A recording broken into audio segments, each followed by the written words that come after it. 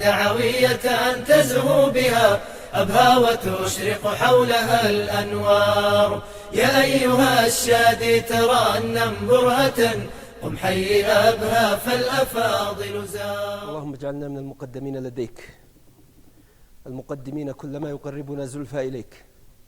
سبحانك نستغفرك ونستعينك ونتوكل عليك، ونصلي ونسلم على خير خلق الله سيدنا ونبينا محمد بن عبد الله صلى الله عليه وعلى آله وصحبه ومن والاه.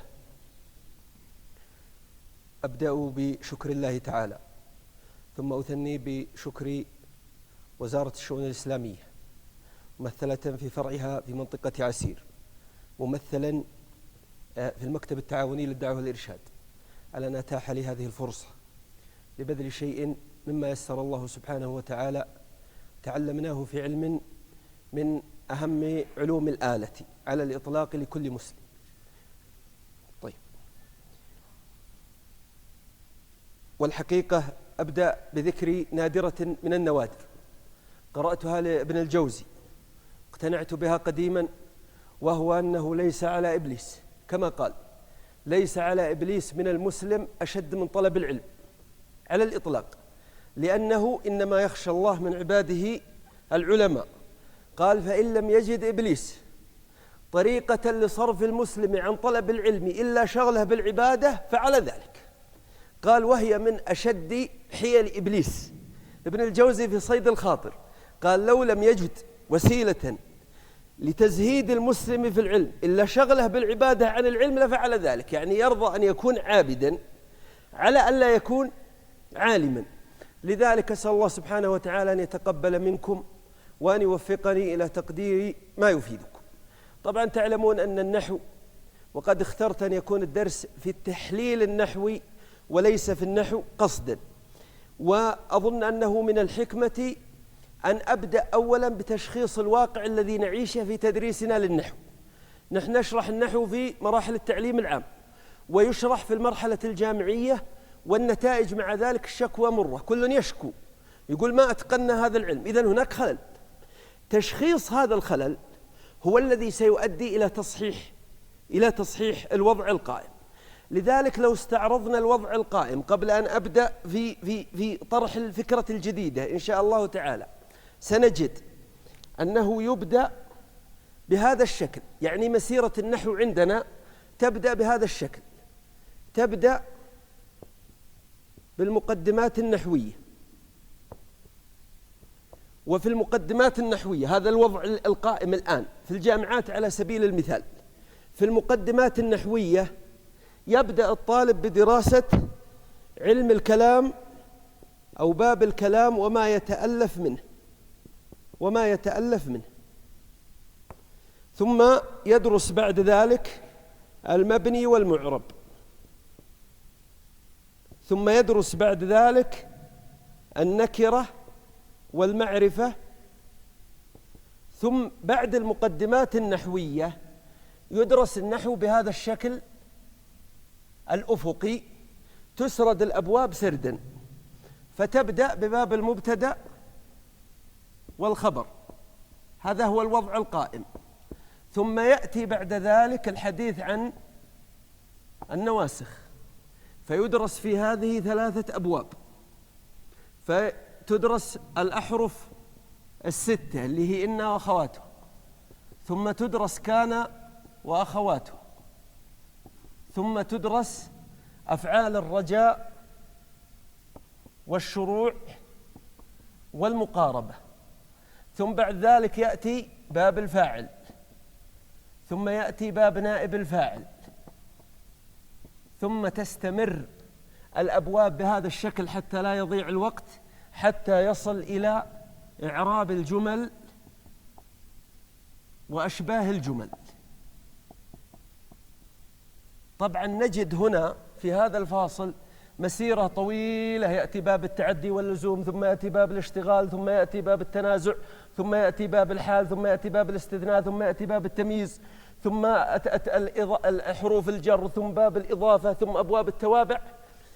ويشتت النحو على 8 مستويات أو 6 مستويات، فتجد الطالب في المستوى الأول يدرس هذا الجزء فقط، ثم تجده في المستوى الثاني يدرس هذا الجزء فقط، يصل إلى المستوى الثاني فيدرس هذا الجزء فقط، وهو في حاجة ملحة إلى هذا. إذن الذي أدى إلى صعوبة النحو هو أنه شتت، في حين أنه يجب أن يدرس كتلة واحدة، وأن يكون تصنيف الأبواب وفي تقديمها للطلاب على غير هذا النحو، على غير هذا النحو.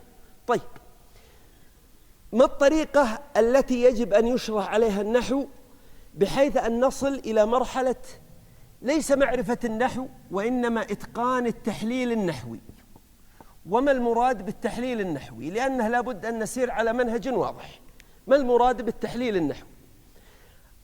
من المشكلات القائمة هو أن التحليل النحوي غائب عنا، لذلك كل من درس النحو يجد أنه يشرح له على أمثلة مصنوعة، ضرب زيد عمرا، والتمثيل بزيد بعيدا عن النصوص، وهذا يعني بعده عن التحليل النحوي. لذلك لا بد أن يدرس النحو من خلال ماذا؟ من خلال النص، سواء كان هذا النص هو النص القرآني، المهم النص العربي، سواء من القرآن الكريم الذي هو كلام الله تعالى، أو نص من كلام العرب، سواء كان خطبة أو قصيدة من الشعر إلى آخره. لذلك لا بد أن ندرس النص، والنص مركب من جمل، لذلك نحن ندرس الجملة، ولكن هدفنا من دراسة الجملة هو الوصول إلى فهم ماذا؟ هو الوصول إلى فهم النص. فهم النص بمعنى فهم معناه وفهم دلالاته. الدلالات غير المعنى. المعنى هو أن تفهم المعنى الحقيقي، مثل إلى الله تصير الأمور، فهمنا المعنى الواضح الحقيقي أن جميع الأمور صائرة إلى الله سبحانه وتعالى، لكن هناك دلالات داخل هذه الآية، فنقول لماذا قدم إلى الله ولماذا لم يقل تصير الأمور إلى الله؟ لماذا جاء التعبير القرآني إلى الله أولا ثم تصير الأمور ثانية؟ كل حركة في ترتيب التعبير العربي تجد أن لها ظل على المعنى، وهو ما يسمى بالدلالة، ما يسمى بالدلالة. إذن هدفنا من تدريس النحو في هذا الدرس هو الوصول ليس إلى تحليل الجملة وإنما إلى تحليل النص، ولكن الطريق إلى النص هو معرفة ماذا؟ هو معرفة الجملة. إذن نحن نريد أن نصل إلى التحليل النحوي الذي يكشف المعنى، معنى النص، ويكشف دلالاته اللي يسمونها ظلال المعاني، دلالات هذا النص. فهذا هو المنهج الذي سنسير عليه إن شاء الله تعالى، وسنبدأ دراسة النحو من نقطة الصفر، من نقطة الصفر، وسندرسها إن شاء الله تعالى في مراحل. أنا بإذن الله تعالى وتوفيقه أضمن لكم أنها قابلة ليس للفهم وإنما للإتقان، ولكن إتقانها يتطلب منك من 10 دقائق إلى نصف ساعة كل يوم لإتقان الهدف الذي نريد أن نحققه. كل مرحلة لها هدف، هذا الهدف نريد أن نصل إليه. إذا وصلت إلى هذا الهدف سننتقل إلى مرحلة أخرى إن شاء الله تعالى. طبعا نريد الآن أن نعرض الخطة التي سنسير عليها بعد أن عرفنا أن عندنا في تدريس النحو إشكالان. الإشكال الأول هو أن النحو يدرس بشكل أفقي فيؤدي إلى تشتته على عدة سنوات، فتجد الطالب يدرس 6 7 أبواب في المرحلة المتوسطة، يدرس غيرها في الثانوي، ثم يتقسم النحو على 8 مستويات في الجامعة، بالإضافة إلى أنه يدرس بمعزل عن النصوص، وهذه مشكلة. النحو علم آلة، يعني هو علم يتأدى به إلى فهم النص. لذلك علماء الإعجاز اللي هو الوصول، الإعجاز القرآني اللي هو الوصول إلى فهم أرقى النصوص على الإطلاق، قالوا والآلة لفهم الإعجاز القرآني تعود إلى أمرين: معرفة اللغة ومعرفة الشعر، علم اللغة وعلم الشعر. لذلك تجد كتاب عبد القاهر الجرجاني وهو أعظم كتب الإعجاز على الإطلاق اللي سماه دلائل الإعجاز، كل كلامه عن الشعر. لماذا؟ لأنه يمتط الشعر من أجل كشف الإعجاز القرآني، فهو يحلل كلام العرب ليبين الفضائل البلاغية والدلالية لكلام الله تعالى عليه. فهذه مقدمة لا بد منها حتى نشخص الخلل القائم والموجود. العلاج سيكون بإذن الله تعالى على النحو الآتي. قلنا الإشكال الأول أنه يدرس بطريقة أفقية، والإشكال الثاني أنه يدرس في معزل عن نصوص، في معزل عن نصوص، لذلك هو يدرس على أمثلة مركبة، ويترك لطالب العلم أن يسحب هذا الكلام على أي نص يواجهه. فتجد الطالب إذا قلت له ضرب زيد عمرو، وفي الابتدائي نجد أكل محمد التفاحة، وفي الجامعة تأتي ضرب زيد عمرا، يستطيع أن يعربها لك، لكن هل يستطيع أن يقيس على هذا اتخذ الله إبراهيم خليلا؟ هنا الكلام ما يستطيع أن يقيس، أن يجري، أن ينقل المعلومة من المثال هذا المسكوك إلى الآية القرآنية. لذلك لا بد أن يدرس النحو من خلال النصوص. طبعا ومرادي بالنحو هنا هو ما يشمل النحو وما يشمل الصرف وما يشمل علم المعاني، وهو المرحلة الأخيرة من دراستنا للنحو إن شاء الله تعالى، وهو الوصول إلى الحديث عن علم المعاني بإذن الله تعالى. ولكن علم المعاني هذه مرحلة متأخرة، وسنبدأ الآن في وضع هدفنا، ولنجعل لهذا الهدف شهر، يعني 4 دروس، بحيث أن ننتهي منه إن شاء الله تعالى.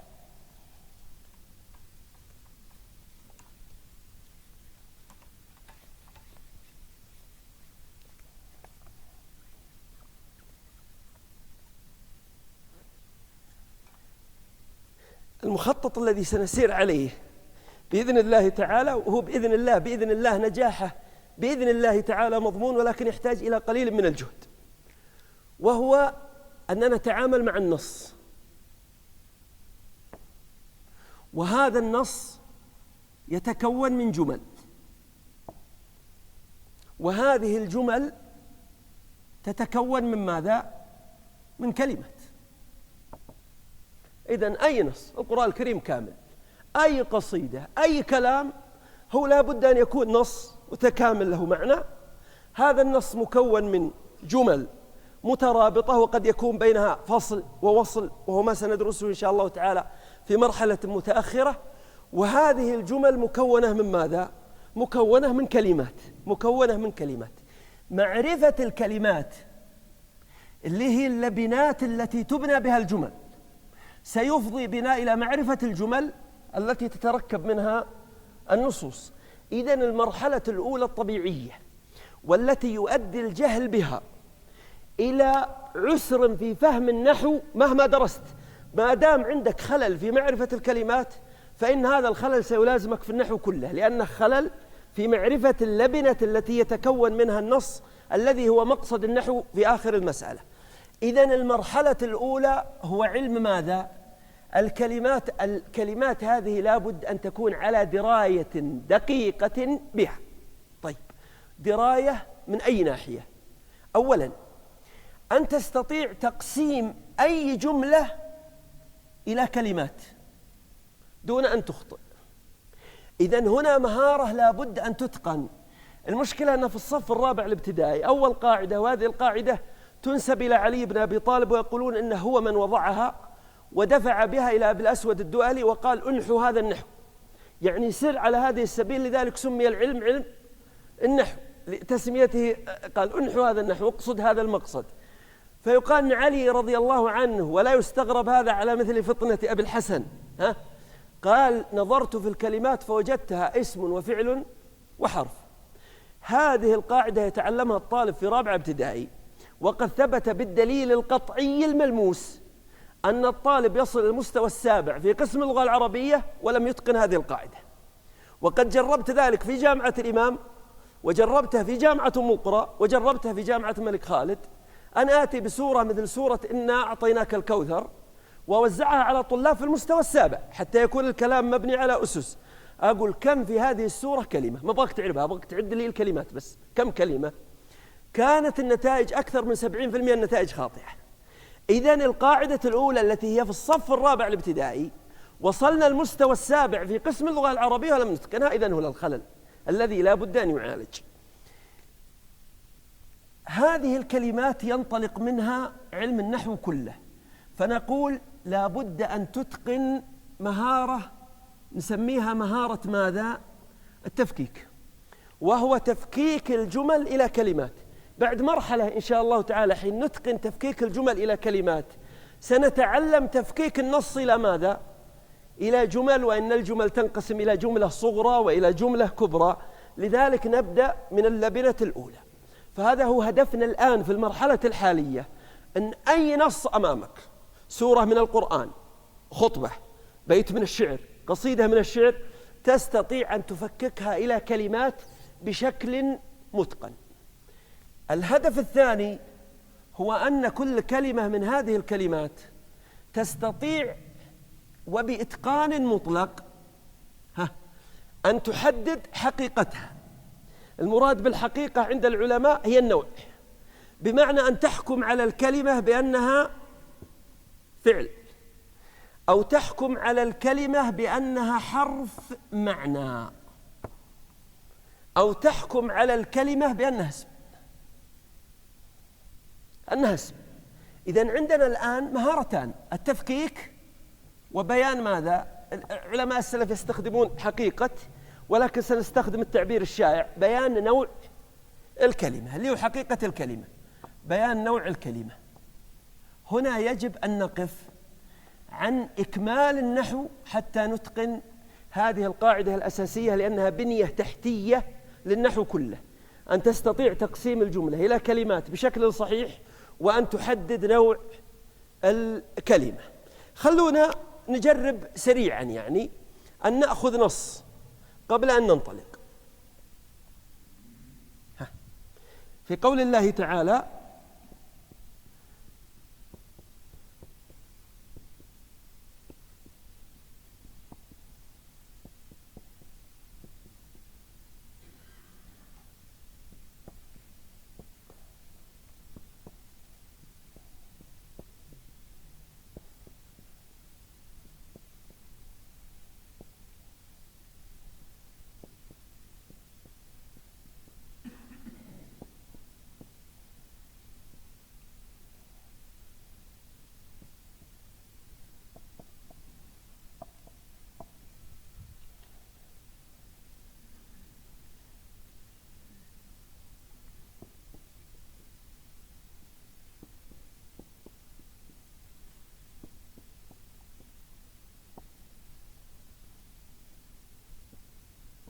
نكتفي بهذا النص لبيان ما ذكرناه في هذه المقدمة.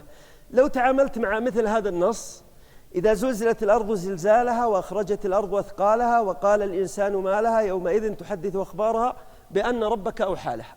إذا كنت لا تستطيع أن تحقق هذين الهدفين فإنك لن تستطيع تحقيق ما بعدهما أبدا.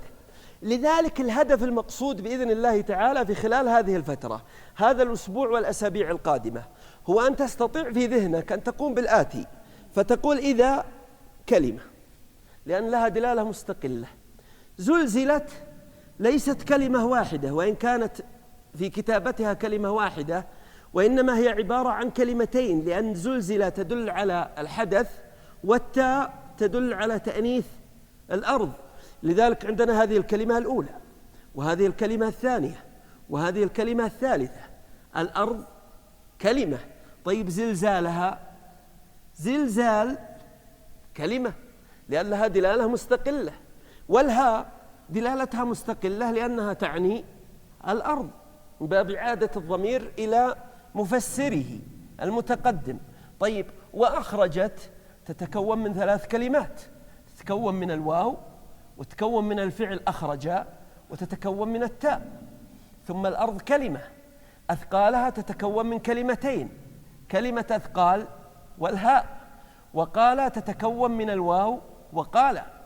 الإنسان كلمة، ما كلمة، ولها كلمتين. كلمتين لماذا؟ لأن الهاء تدل على الأرض، واللام لها معنى مستقل، والدليل على أن اللام مستقلة عنها أنك تستطيع أن تغير هاء فتقول لهم، لكم، لي، فتظل اللام كلمة ويتغير الضمير الذي بعدها. يومئذ تجد أنها مكونة من كلمة يوم ومن كلمة إذ. يوم إذ تحدث كلمة، أخبارها مكونة من أخبار والهاء، بأن مكونة من الباء وأن، ربك مكونة من رب والكاف، أوحى كلمة ولها مكونة من كلمتين. هذا هو مرادنا بالقدرة على ماذا؟ بالقدرة على تفكيك الجملة إلى كلمات هي مكونة من هذه الكلمات.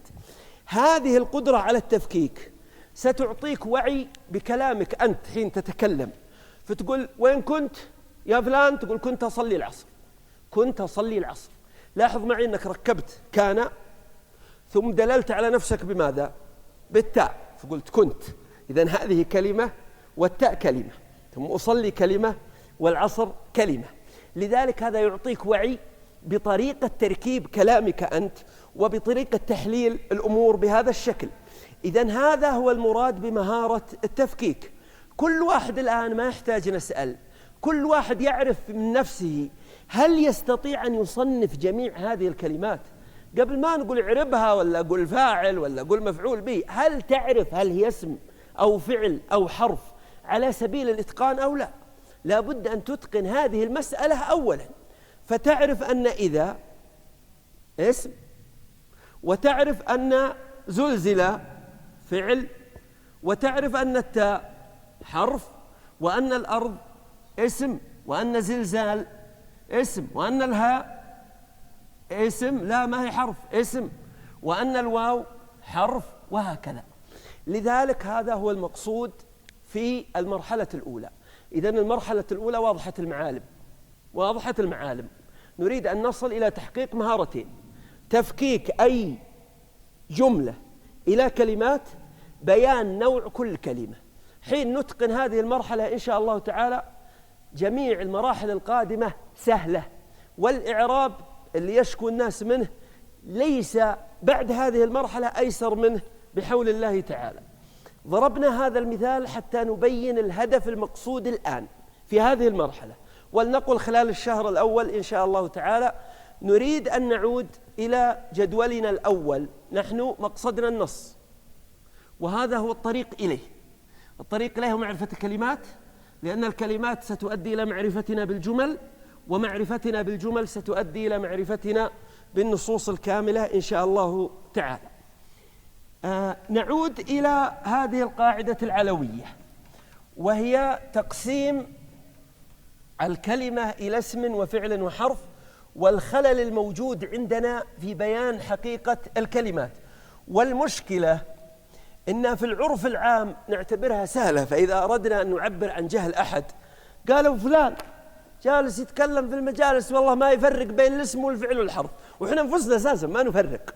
هو الحقيقة أن هذه القاعدة عندنا قناعة أن من لا يتقنها فهو جاهل، ولكن الحقيقة أن معظمنا يجهلها الحقيقة المرة.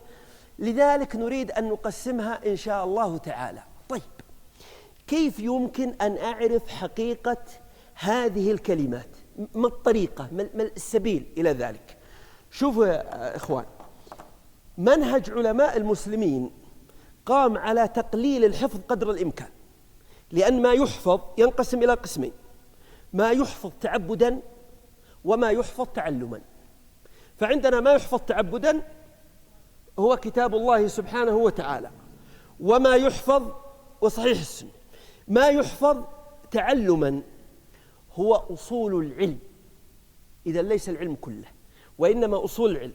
لذلك نقل الشاطبي في الإفادات والإنشادات قال شروط العالم 4، شروط العالم 4. فقال ونقلنا عن أسلافنا أنه لا يكون العالم عالما إلا بتحقق 4 شروط في أي فن. قال الشرط الأول أن يحيط حفظا بأصول ذلك العلم.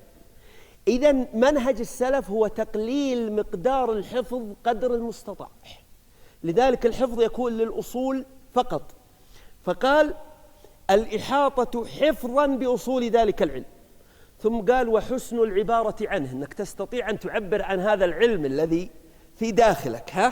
ما هو أن تحفظه ثم تنقله، كما يستعان بالوسائط الإلكترونية أو شريط الكاسيت في نقل. لا، لابد أن تعيد أنت إنتاج هذا العلم. ثم قال معرفة لوازمه ودفع الشبه عنه. فهذه الأربعة هي شروط العلم. نريد الآن أن نعرف الوسيلة التي يمكن بها معرفة هذا. هل الوسيلة هي حفظ أم فهم؟ الحقيقة العلماء دائما يركزون على حفظ الشيء القليل ثم يقولون وما عداه فهو كذا. لذلك شوفوا الأفعال، سأضع لكم الآن خارطة تشمل جميع الكلمات إن شاء الله. الأفعال تنقسم إلى فعل معرب وإلى فعل مبني. هذه تعرف بماذا؟ تعرف من خلال فهم خصائص وصفات وعلامات هذه الأفعال. إذن الأفعال كلها لا داعي لحفظها. الأسماء تنقسم إلى أسماء معربة وإلى أسماء مبنية وهي قليلة جدا. إذن الاسم أيضا ينقسم إلى معرب وإلى مبني. عندنا حروف المعاني. لماذا سميت حروف معاني؟ هذه بين حاصرتين على أساس يفهم. لأن مصطلح حرف ينقسم إلى قسمين: حروف المباني اللي هي حروف الهجاء ألف باء تاء ثاء. فحين نقول حروف الهجاء هي ألف باء تاء ثاء فنحن نقصد أنها حروف مباني تتكون منها الكلمات، فتضع الحاء مع الميم مع الدال يمكن أن تنتج لك الحمد، ويمكن أن تنتج لك المدح، ويمكن أن تنتج لك الدمح عن طريق تقليب مكانها. هذه حروف مباني تبنى بها الكلمات. لكن عندنا شيء اسمه حروف معاني، يعني كلمات يؤتى بها لإضافة معنى، كما أنك تضع السكر إلى الماء لإضافة معنى الحلاوة. الحلاوة. لذلك الآن حضر محمد، تريد أن تضيف لها معنى النفي، تقول ما حضر محمد. إذا ما هذه ما فائدتها؟ حرف معنى، لأنه يصبغ الجملة كلها بمعنى ماذا؟ الإثبات. طيب تبغى تضيف إليها معنى الاستفهام، تقول هل حضر محمد؟ إذا الاستفهام هو بهل. فهذا هو المراد بمصطلح ماذا؟ حرف معنى. طريقتنا ستقوم على الآتي: عندنا كلمات لا تكون إلا حروف ماذا؟ معاني. ما لا يكون إلا حرف معنى، وهذه قليلة نأتي بها بإذن الله تعالى في ورقات. هذه تحتاج إلى معرفة وإلى حفظ. ثم عندنا جزء من حروف المعاني نسميه مشترك، وجزء هنا من حروف المعاني نسميه مشترك. مشترك مع ماذا؟ مشترك بين حروف المعاني وبين الفعل ليش؟ المبني. وعندنا مشترك بين حروف المعاني وبين الاسم المبني. إذن عندنا إما أفعال وإما أسماء وإما حروف وإما مشترك. معرفة الأفعال في غاية السهولة والوضوح إن شاء الله تعالى، ولن تجدوا في ذلك أي صعوبة. مسألة معرفة الأسماء المبنية والمعربة واضحة وسهلة، ونتعلمها الأسبوع القادم ولن يكون فيها أي صعوبة على الإطلاق. معرفة ما لا يكون إلا حرف معنى، مثل هل، خلاص هل ما تأتي إلا حرف استفهام، إلا حرف استفهام. ولكن الذي يحتاج منا إلى قليل من الجهد هو معرفة ماذا؟ الجزء المشترك. ما معنى مشترك؟ أن اللفظ واحد، اللفظ واحد الذي تلفظ به، ولكنه في بعض السياقات يكون حرف معنى، وفي بعض السياقات يكون اسم مبني، في بعض السياقات يكون فعل، وفي بعض السياقات يكون حرف. لذلك هذا الجزء المشترك من الأمور المهمة جدا التي سنبذل جهدا في إيضاحها. لذلك جميع الكلمات ستعود إلى هذا الحيز الذي ترونه. لذلك سنجد أن عندنا كلمات لا نجد أي مشكلة في معرفة حقيقتها. لذلك حين نقول قال الله واتخذ الله إبراهيم خليلا، هذا واضح أنها تعبر عن أفعال وسوف نتحدث عنها إن شاء الله تعالى. حين نأتي إلى كلمة مثل الله، يا أيها النبي صلى الله عليه وسلم، محمد، سنجد أنها أسماء ما عندنا فيها مشكلة. عندنا حروف لا تكون إلا حروف معاني، مثل هل، سنعرف أنها حرف مطلقا، سنعرف أن الهمزة حرف وأنها قد ترد للاستفهام.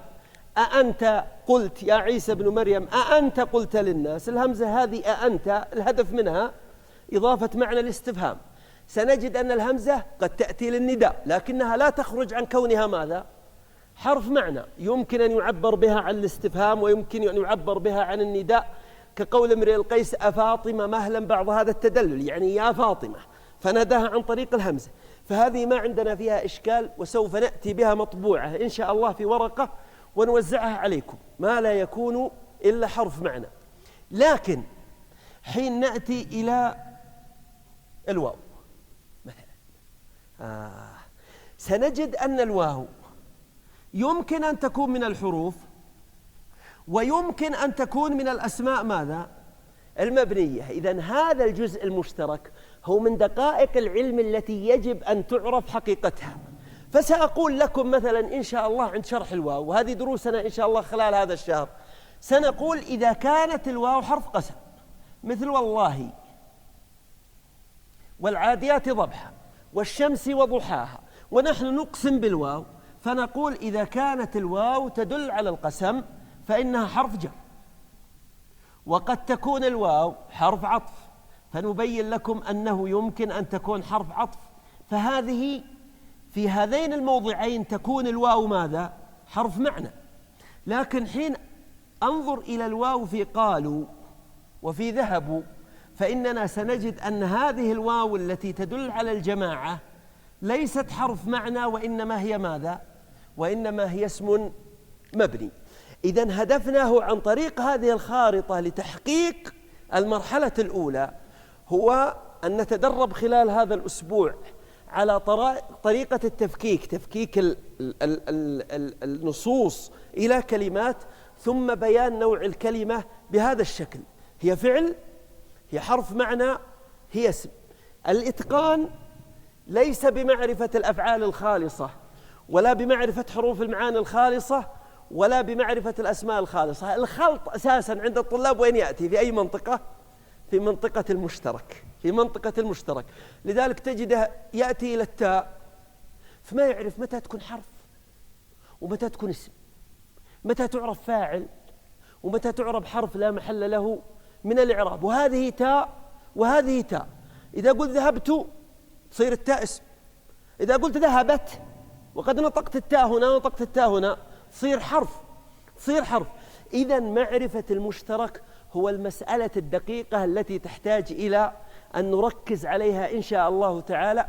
سنبدأ بإذن الله الأسبوع القادم بالأمور الواضحة، سنحدثكم بإذن الله عن الأفعال الخالصة والأسماء الخالصة، ونأتي بحروف المعاني إن شاء الله تعالى ما لا يكون إلا حرف معنى، سنأتي بهم مطبوعا ويوزع عليكم بحيث أنك تستطيع أن تستدل على هذه الأمور الثلاثة. ثم نركز جهدنا في الحديث عن ماذا؟ في الحديث عن المشترك. حين تستطيع أن تأخذ وجه من المصحف، وجه من القرآن، وتفككه وتبين حقيقة كل كلمة وجه كامل دون خطأ، فأنت مهيئ للانتقال إلى المرحلة الثانية إن شاء الله تعالى. لو أن هذه الطريقة فيما يغلب على ظني والعلم عند الله، لو أن نحصر تعليم طلابنا في المرحلة الابتدائية لتحقيق هذه المرحلة، ثم الانتقال إلى مرحلة أخرى بدل هذه الدراسة التي تقطع النحو وتشتته، يؤخذ عن طريق مراحل ويدرس بطريقة عمودية، فيغلب على ظني أن هذا سيكون أنفع وأجدى في الاستمتاع بالنحو باعتباره أداة لتحليل النص، وليس حصر النحو في ضرب زيد عمرا وكل ما ذكر الابتداء بالنكرة قالوا عند زيد نمرة، وبعدين قبل ما نقول عند زيد نمرة هذه إيش هي نمرة قالوا هذه عبات منمرة يعني مخططة.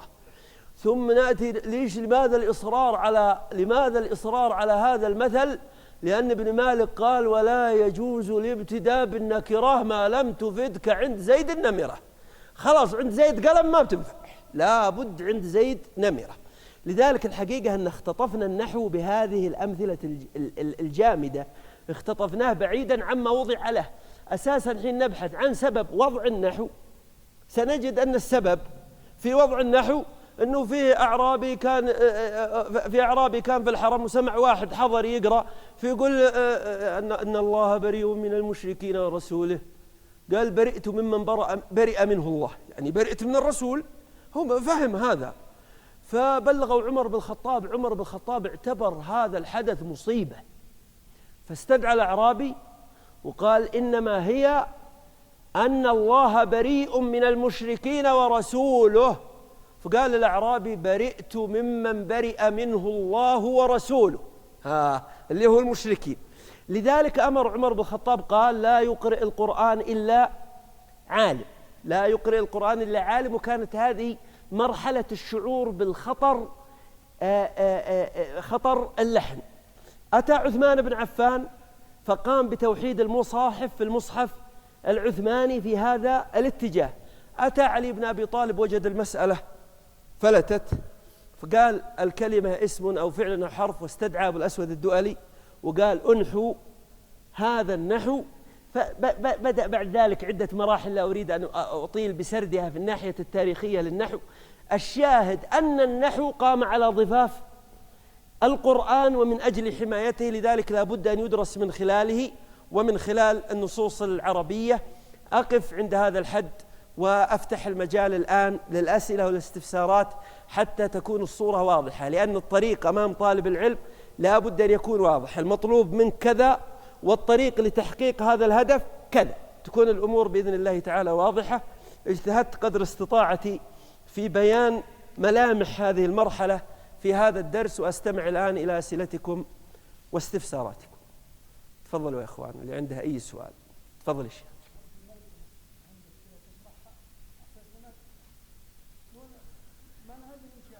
أنا الحقيقة أعتمد على الكتابة بهذا الشكل، والأشياء التي تحتاج أن تقدم مكتوبة تأتيكم إن شاء الله وتوزع عليكم،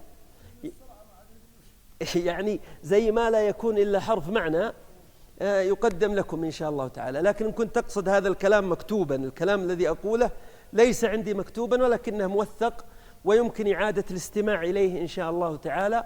وأيضا استأذنني بعض الإخوان في التسجيل، فأذنت بتسجيل المحاضرة حتى يعاد سماعها مرة بعد مرة، لا إشكال في ذلك. في أسئلة أخرى يا إخوان تفضل يا شيخ.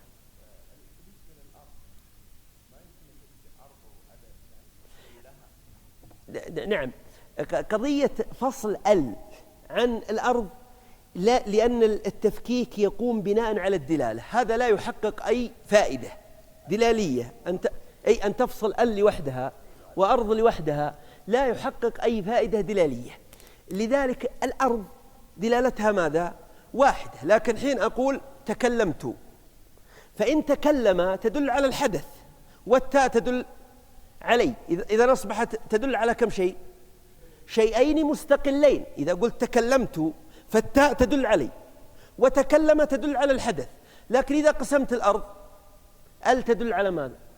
وأرض تدل على ماذا؟ ولا كلها الأرض تدل على شيء واحد؟ الأرض أيوة، الضابط الدلالة، الضابط الدلالة.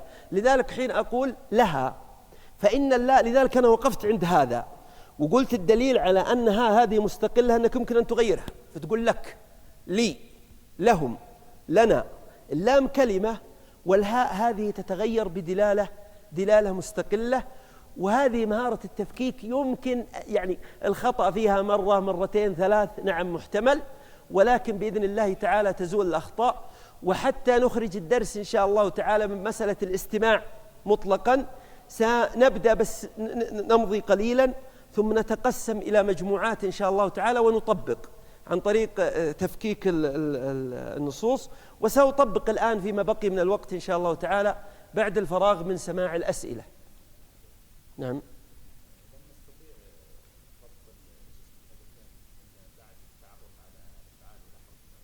بإذن الله. لذلك هذا الأسبوع فقط تتأمل يعني قدرتك على التفكيك وقدرتك على التصنيف حتى تكتشف أخطائك، لأن الوصول إلى العلم هو من باب الخطأ، أن تخطئ مرة ثم مرة فتعالج هذه الأخطاء فتصل إلى مرحلة الإتقان إن شاء الله تعالى.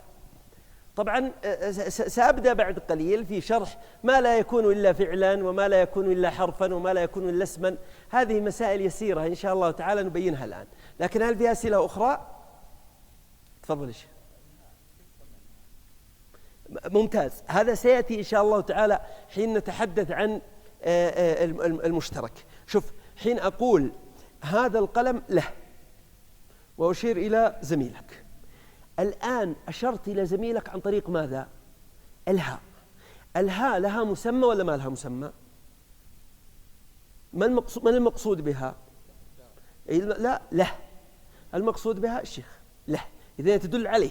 لاحظ معي، حين أقول هذا القلم لي، لو قلت هذا القلم لمحمد شو تقولون؟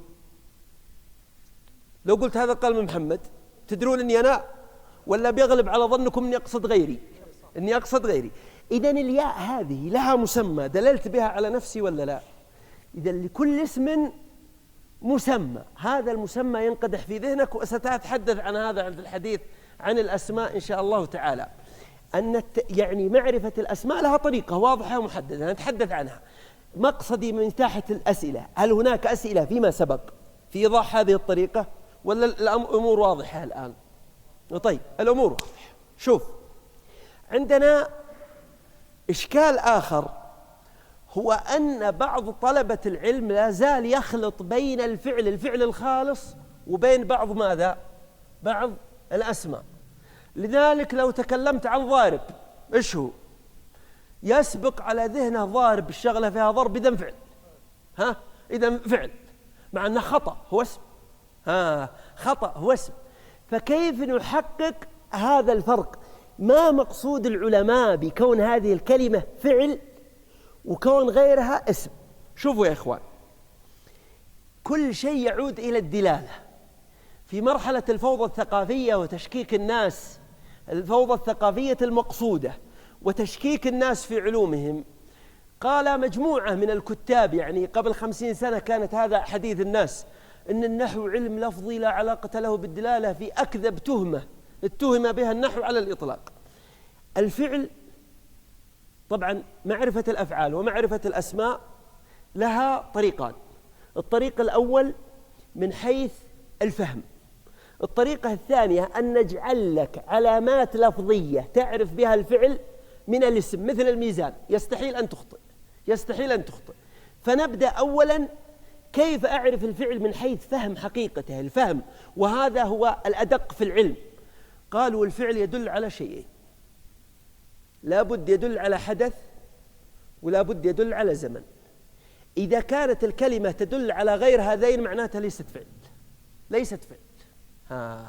لذلك لاحظوا، إذا قلت فهم أو شرح أو صلى، سنجد أن دلالة هذه الكلمة لا تخرج، ليس فيها إلا الدلالة على شيئين مهما تأملتها. صلى تدل على حدث الصلاة في الزمن الماضي، يصلي تدل على حدث الصلاة في الزمن الحاضر، سيصلي تدل على حدث الصلاة في الزمن المستقبل. لكن لو قلت مصلي، في الحقيقة هي دلت على الحدث نعم، لكن دلت على ماذا مع الحدث؟ دلت على الزمن ولا على الذات؟ ذات الذي صلى.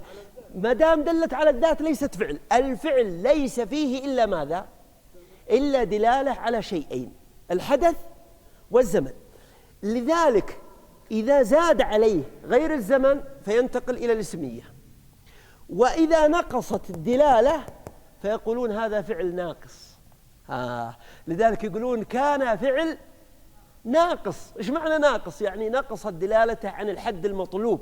لذلك لاحظوا، أنا الآن أمارس الفعل يقف، يقف تدل على حدث الوقوف في الزمن الحالي، ممتاز. هل هناك أي شيء آخر يمكن أن تستنبطه من يقف؟ الحدث في زمن. طيب، بعد ما ننتهي يجي واحد يقول كان محمد واقفا. كان هذه تدل على ماذا؟ إذن تدل على الزمن، لكن هل تدل على أي حدث؟ لا تدل على أي حدث. لذلك يقولون كان فعل ماذا؟ ناقص، لأنه يدل على الزمن فقط ولا يدل على الحدث. لذلك الفعل بطبيعته في صورته الحقيقية والواقعية يدل على الحدث وماذا؟ والزمن، في حين أن الاسم لا بد أن يدل على مسمى، لا بد أن يكون له المسمى. هذا المسمى واحد من اثنين، إما أن يكون المسمى هذا جثة، يقولون جثة في كتب السلف، يعني له ذات، وإما أن يكون المسمى معنى من المعاني. فإذا قلت الإمام أو الخطيب فهذا له مسمى، وهذا المسمى ماذا؟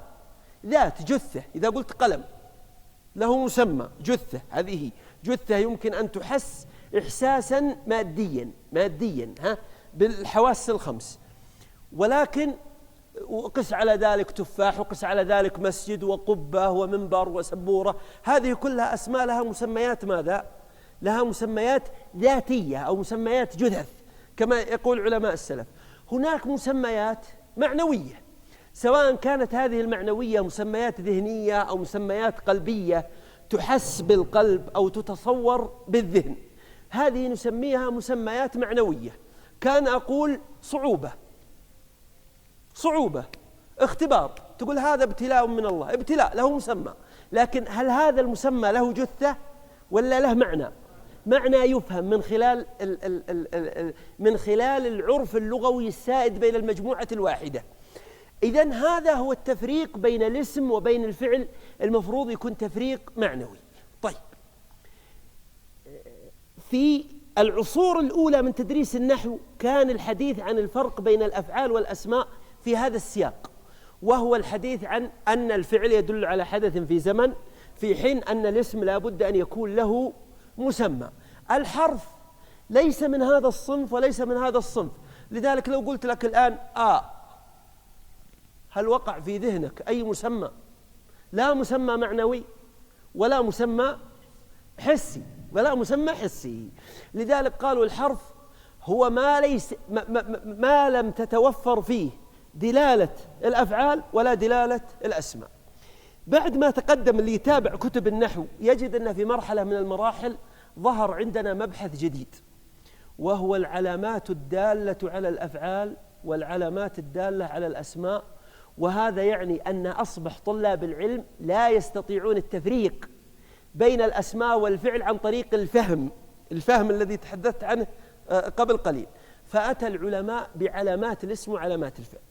قد أعذر الواحد في أنه ما يخطئ في التفريق بين الاسم والفعل بالفهم العام اللي تحدثت عنه قبل قليل، لكن بعد أن يعرف العلامات لا عذر له، أبدا لا عذر له، لأنها علامات مثل الميزان، خلاص مثل مقياس الحرارة، تضعها في فمك تعرف كم حرارة جسدك، يستحيل أن يخطئ. فقالوا بالنسبة إلى التعرف على الأفعال لها مقاييس لفظية خالصة لا يمكن أن تخطئ فيها. فقالوا في ذهنك إذا الكلمة قبلت دخول لم قبلها، إذا الكلمة في ذهنك قبلت دخول لم قبلها، إذن هم انتقلوا من الحديث عن معرفة الفعل من حيث حقيقته إلى وضع علامات لفظية، مقاييس حسية تستطيع أن تميز بها الأفعال. قالوا الكلمة التي تقبل لم قبلها مباشرة تعرف أنها فعل مضارع. الكلمة التي تقبل اتصال التاء بعدها تعرف مباشرة أنها فعل ماضي. ممتاز. إذن الكلمة التي تقبل لم في ذهنك مباشرة هي فعل مضارع. الكلمة التي لا تقبل لم ولكنها تقبل ماذا؟ التاء، مباشرة هي فعل ماضي. الكلمة التي لا تقبل لم ولكنها تقبل الياء التي تخاطب بها الأنثى، ياء المخاطبة، تعرف مباشرة أنها فعل ماذا؟ فعل أمر. إذا لاحظوا معي أن العلماء بعد 5 قرون كان يدرس الفعل على أنه ما دل على حدث في زمن، وكانت هذه المعرفة كافية لطلاب العلم في تفريق بين الأفعال وغيرها. وجدنا أنه بعد 5 قرون ظهر علينا مبحث جديد، وهو الحديث عن علامات ليش؟ عن علامات الأفعال، يعني العلامات اللفظية، المقاييس اللفظية التي تكتشف بها الأفعال. هذه المقاييس هل الخطأ معها ممكن؟ الخطأ معها ممكن إذا لم تطبقها فقط، أما إذا طبقتها فيستحيل أن يحصل الخطأ، لا بد أن تكون حاضرة في ذهنك. لذلك نعود إلى كلمة ضارب قبل قليل. ضارب يستحيل أن يتحقق عليها أي شيء من هذه المقاييس، لكن تأتي هنا في يصلي فتقول لم يصلي، لم يصلي، فتعرف أنها فعل مضارع. وتعرف أن صلى فعل ماضي لأنك تقول صليت أو صلت، صليت، صليت، صليتي، لأنها اتصلت بها التاء. وتعرف أنك حين تقول لبنتك صلي أن هذا فعل أمر لأنها لم تقبل لم وقبلت ياء ماذا؟ ياء المخاطبة. إذا لاحظوا معي حين قلت لكم أن الأفعال الخالصة لا تحتاج إلى ماذا؟ لا تحتاج إلى حفظ، وإنما نحتاج إلى إتقانها لهذه القواعد الثلاث لا غير. هل هذا الكلام ظهورها جديد؟ يعني لا، من يعني نهاية القرن الخامس وبداية القرن السادس هذا صار مبحث من مباحث النحاة يعلمونه طلابهم، وهذا دليل على أن معرفة الأفعال عن طريق هذا الجانب المعنوي أصبح فيه خلل عند طلاب العلم. هذه القواعد خلاص إذا طبقتها يستحيل أن تخطئ، يستحيل أن تخطئ. خلاص أي كلمة تقبل لم فعل مضارع، لا تقبل لم ولكنها تقبل التاء فعل ماضي، لا تقبل لم ولكنها تقبل ياء المخاطبة التي تخاطب بها زوجتك أو بنتك أو أختك، فهذه فعل أمر. إذن المفترض الآن أن اكتشاف الفعل وتحديد معناه لم يعد فيه أي مشكلة. طبعا سنكتفي بهذا القدر إن شاء الله تعالى، والأسبوع القادم سنتحدث عن علامات أيضا تبين الأسماء، علامات لفظية تكتشف بها أن الكلمة اسم، يصير عندك مقياس حساس ودقيق جدا لمعرفة الأفعال، ومقياس حساس ودقيق جدا لمعرفة الأسماء. ثم سنتعرف على حروف المعاني التي لا تكون إلا أحرف معاني، ثم نتحدث عن المشترك إن شاء الله تعالى، ونستمر في تطبيق هذا الكلام وبتطبيقه إن شاء الله تعالى والوصول إلى درجة الإتقان فيه. ننتقل إلى مرحلة ثانية إن شاء الله تعالى. هل في هذا الكلام أي سؤال يا شباب؟ تفضل يا شيخ. يا المخاطبة. طيب خلاص امسح السبورة. طيب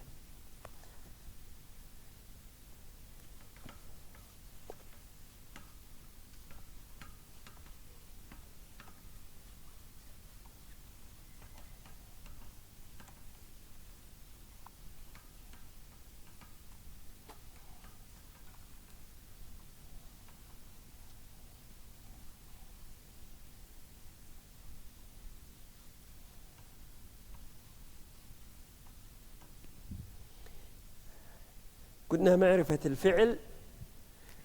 الفعل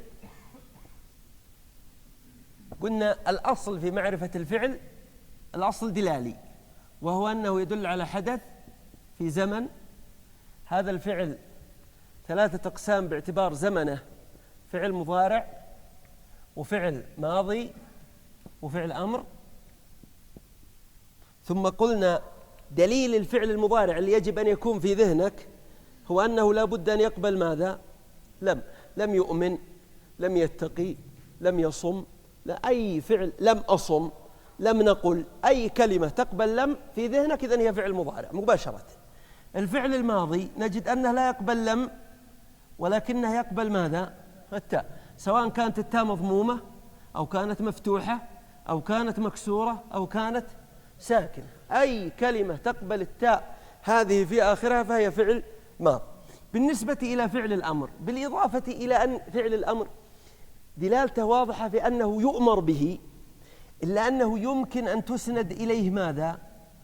أن يوجه الأمر به مباشرة إلى ياء ليش؟ المخاطبة، لأن الياء كما سندرس إن شاء الله تعالى الياء يدل بها على شيئين. الياء كلمة يدل بها على شيئين: يدل بها على النفس، فتقول هذا قلمي وجوالي وسيارتي وولدي، تدل بالياء على نفسك. أو أن تدل بالياء على ماذا؟ على المخاطبة. المخاطبة يعني أن تخاطب بها الأنثى. لذلك الله سبحانه وتعالى يخاطب مريم يقول كلي واشربي وقري عين. لكن إن صلاتي ونسكي ومحياي، الياء هنا تختلف عن الياء هناك. صلاتي ومحياي، صلاتي نسكي محياي، هذه ياء المتكلم عن نفسه، في حين أن كلي واشربي وقري عينا فقولي إني نذرت للرحمن، هذه تسمى ياء ليش؟ المخاطبة. الفعل الذي يقبل ياء المخاطبة مباشرة ولا يقبل لم مع دلالته على الأمرية هو فعل ماذا؟ هو فعل الأمر، مثل كلي واشربي وقري عيني. واضح يا شيخ؟ وحين نتحدث إن شاء الله تعالى على الأسماء المبنية سنبين مثل هذه الأمور، وأن الياء من ناحية دلالية إما أن يدل بها على النفس، وإما أن يدل بها على وإما أن يدل بها على المخاطبة. في أسئلة أخرى يا إخوان؟ في أسئلة أخرى؟ إذا نستطيع الآن أن نقول عندنا قاعدة واضحة لمعرفة ماذا؟ لمعرفة الأفعال. لمعرفة الأفعال. بقي في وقت يا شيخ؟ أي طيب. إذا نتحدث كم؟ 6 دقائق. إذا نحدثكم سريعا عن الأسماء حتى يكون هذا الأسبوع مجال لتأمل كثير من المعلومات، بحيث أنك تفرق بين الأفعال والأسماء. في ال6 دقائق نتحدث عن العلامات اللفظية لتحديد ماذا؟ لتحديد الاسم. قلنا الأصل في المعرفة، وهذا هو أصل معرفة الأسماء. الأصل في الاسم أن له ماذا؟ أن له ماذا؟ مسمى. أن له مسمى. شوفوا يا إخوان، في خلاف في مباحث العقيدة، يختلفون في مسألة هل الاسم هو المسمى أم غيره. أنا أبغى أقول لكم شيء، هذا من دقائق العلم، هو أن كثير من مباحث اللغة الجارية على المخلوق تختلف حين تجري على من؟ حين تجري على الخالق جل وعلا. كثير من مباحث اللغة، وأنا أجمع هذه الأمور لأخرجها في كتاب إن شاء الله تعالى. فمثلا بالنسبة إلى المخلوقين، ما الفائدة من الصفة؟ لماذا نصف المخلوق؟ أصفها لك حتى يعرف. فأقول شفت فلان محمد، يقول يا أخي من هو محمد هذا؟ يقول يا أخي محمد اللي راح معنا في كذا، يا أخي محمد العمري اللي كذا، ثم أبدأ في سرد صفاته على أساس السامع ماذا؟ يعرفه. إذن الهدف الأصل من الصفة أن الهدف منها هو إيضاح المقصود للسامع. لكن حين يوصف جل وعلا، فهل المقصود هو التعريف به؟ حاشا الله تعالى الله عن ذلك، وإنما الهدف من صفاته هو مدحه والثناء عليه جل وعلا. لذلك صفات الله سبحانه وتعالى الهدف المطلق منها هو الثناء والمدح. لذلك حين أقول بسم الله خلاص انتهى، اتضح المراد. طيب ما الهدف من الرحمن الرحيم؟ الثناء والمدح. الثناء والمدح. إذن هناك كثير من القواعد اللغوية التي تجري على المخلوقين ووضعها العلماء بناء على ذلك، حين تجري على الله تعالى فإن القواعد تختلف. أضرب لكم مثال. كان تدل على حدث في الزمن الماضي، فإذا قلت كان محمد واقفا، فهذا يعني أنه في أثناء لحظة الكلام هل الوقوف موجود ولا غير موجود؟ غير موجود، انقطع الوقوف. لذلك قلت كان محمد واقفا. هذا بالنسبة إلى المخلوقين. لكن حين أقول وكان الله غفورا، فإن كان في حقه تعالى أزلية، هو كان ولم يزل وسيظل، لأن صفاته جل وعلا ثابتة. لذلك أرجو أن لا يشكل عليكم حين نقول هنا أن الاسم غير المسمى، فنحن نقصد به الاسم غير المسمى باعتبار مقاييس اللغة على ماذا؟ على المخلوقين، لأنها حين تجري على أسماء الله سبحانه وتعالى فإن المسألة مختلفة عند علماء العقيدة، فقالوا الاسم هو ماذا؟ المسمى. طبعا بعضهم قال لا، الاسم يختلف عن المسمى. هذا خلاف لا نخوض فيه الآن، لكن المقصود أن الاسم هو ما كان له مسمى. بالفعل على مستوى المخلوقين الاسم غير المسمى، على مستوى المخلوقين الاسم غير المسمى. لذلك يجيك الطفل، يولد الطفل هذا مسمى، وأنت تبحث له عن اسم. لذلك الاسم شيء والمسمى شيء آخر. فإذا قلت هذا الولد سميته محمد، فالاسم محمد والمسمى هو هذه الجثة، لذلك الاسم غير المسمى. هذا المقياس المنضبط المتفق عليه حين يجرى على المخلوقين يختلف حين يجري على الله سبحانه وتعالى. لذلك ما في إشكال أن نقول لا ناهية حين تكون في حق أحد من المخلوقين. لذلك حين يقول الله سبحانه وتعالى لا تجسسوا، ما في إشكال أن تقول اللا هنا لا ناهية، لكن حين أنت المخلوق تقول لله سبحانه وتعالى ربنا لا تؤاخذنا، فإنه لا يجوز لطالب العلم أن يقول لا هنا ماذا؟